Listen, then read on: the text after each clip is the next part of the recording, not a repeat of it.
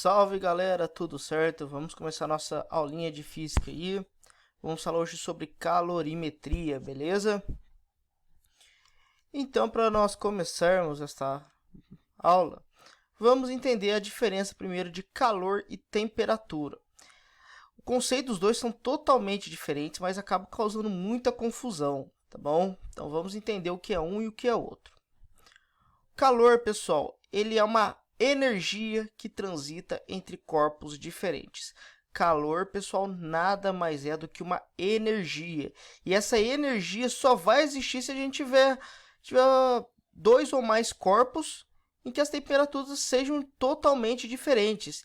Então imagina, dois corpos ali com a temperatura de 20 graus Celsius. Se eu encostar eles, não existe troca de calor. Por quê? A temperatura deles será igual, então não existe calor apenas com temperaturas diferentes. E a temperatura, ela está associada ao grau de agitação das moléculas. Vou dar um exemplo para vocês. Imagina quando vamos fazer café. Enchemos a leiteira e vamos colocar no fogo. O que acontece quando a água já está fervendo? Não começa a formar aquelas bolhas em cima, não fica ali cheio de bolinhas na água, significa que as moléculas estão muito agitadas. Por isso que vai fazendo aquelas bolhas na leiteira. Ou seja, quanto maior a temperatura, maior a agitação das moléculas. Quanto menor a temperatura, menor a agitação das moléculas. Observação importante: nenhum corpo possui calor, mas sim energia interna. Pequena quando frio e grande quando quente, que é aí o conceito da temperatura também, beleza?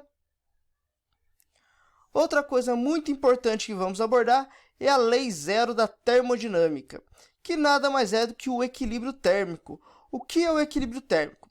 Imagine ali que o TA seria um corpo muito quente e o TB um corpo muito frio, e eu encosto os dois. Temperaturas diferentes, existe troca de calor. Depois de um tempo, se vocês olharem ali na terceira figura, eles vão estar da mesma cor. Por quê? O equilíbrio térmico, pessoal, quando eu tenho um corpo mais quente ou mais frio, encosto eles, há uma troca de calor. E sempre vai sair calor do mais quente para o mais frio. Vai chegar um determinado momento que eles vão atingir a mesma temperatura. Um exemplo é o termômetro. Aquele termômetro lá que, quando estamos com febre, medir a temperatura nossa, ele tem um filetinho de alumínio ali na ponta dele.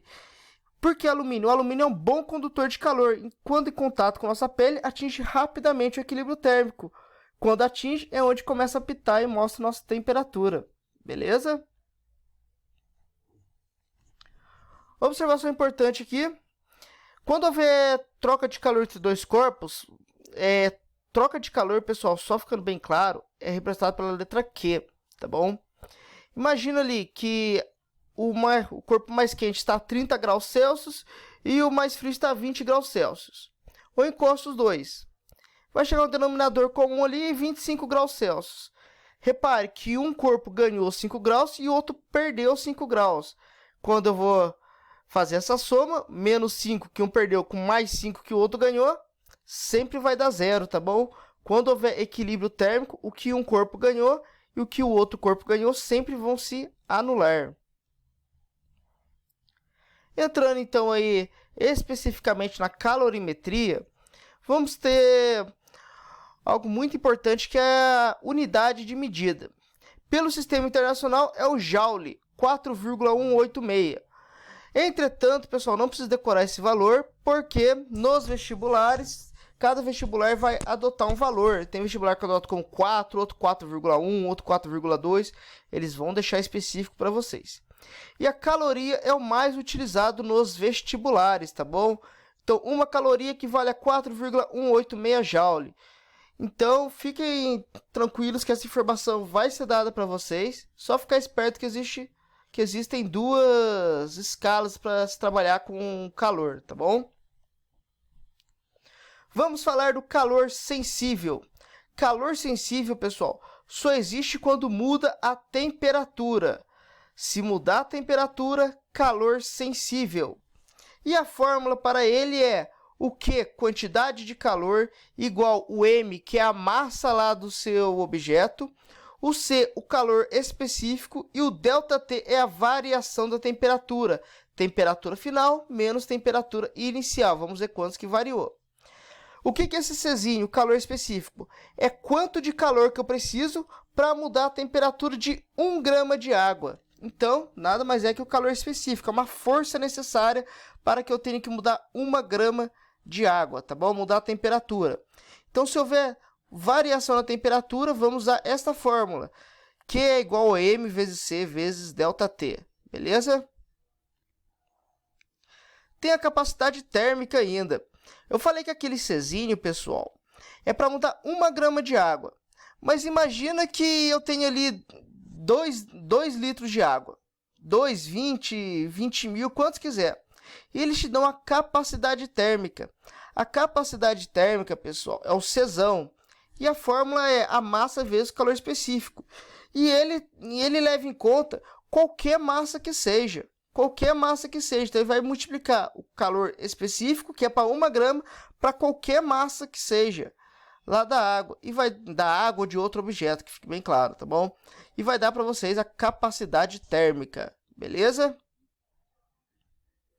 Lembrando só, pessoal, que ali na fórmula, se eu voltar aqui na fórmula, onde que está ali Q igual a M vezes C vezes T, a gente poderia mudar para Q igual o Czão vezes ΔT, porque M vezes C é o Czão, ok?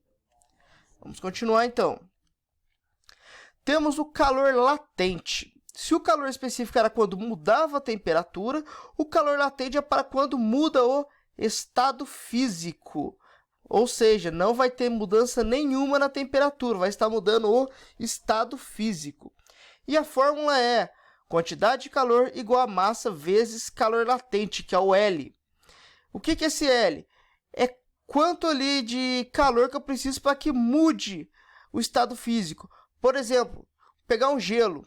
A 0 grau, ele está mudando ali do estado líquido para o sólido, ou do sólido para o líquido. Depende do que você está fazendo. Neste caso, a 0 graus Celsius é onde vai estar tendo essa mudança. Não vai mudar a temperatura. Ou o gelo vai estar derretendo, ou a água vai estar se solidificando. Beleza? Então, mudança de estado físico, calor latente. Para ficar bem claro aqui para vocês no gráfico, vamos começar ali de baixo, onde está calor sensível. Reparem que está aumentando. Se estiver aumentando ou diminuindo uma temperatura, você já sabe que tem calor sensível. Se tiver uma reta ali, olha, no calor latente, imagina um momento ali que está derretendo um gelo. É o calor latente, a fusão. Ou seja, a temperatura não muda, mas está mudando o estado físico. O gelo derreteu, volta a subir a temperatura ali. Subindo a temperatura, calor sensível. Imagina a água chegou a 100 graus Celsius. O que vai acontecer? Vai começar a virar fumaça, vaporização. Então, para ali a 100 graus Celsius e a água vai estar virando vapor. Beleza? Calor latente. Calor latente não muda a temperatura. Calor sensível muda a temperatura. Quais são as formas do calor se propagar? O calor se propaga de 3 formas, que é a condução, a convecção e a irradiação. Primeiro, a condução. A condução ela predomina os corpos sólidos. Ele está ligado à agitação das moléculas. Imagina essa barra de ferro. Se eu colocar ela no fogo, estou colocando ali uma ponta do fogo, a ponta A, e eu estou segurando a ponta B.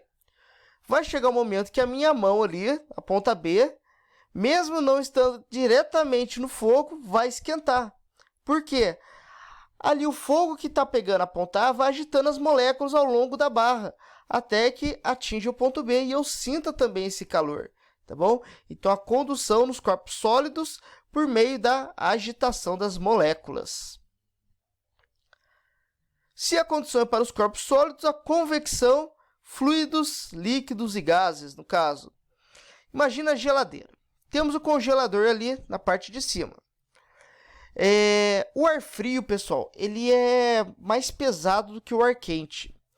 Ou seja, quando eu tenho o refrigerador ali em cima, o ar frio vai descer refrigerando toda a geladeira.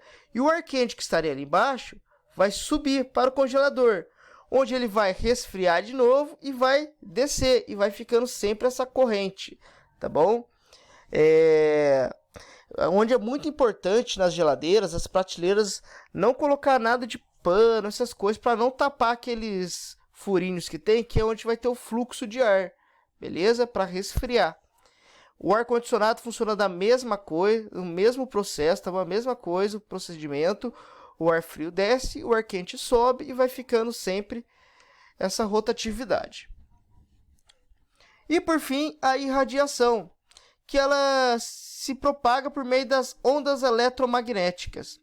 Vamos imaginar uma fogueira que está acesa e nós estamos longe dela. O que acontece? A gente vai sentir, querendo ou não, um pouco do calor dela, porque as ondas eletromagnéticas vão se propagar pelo ar.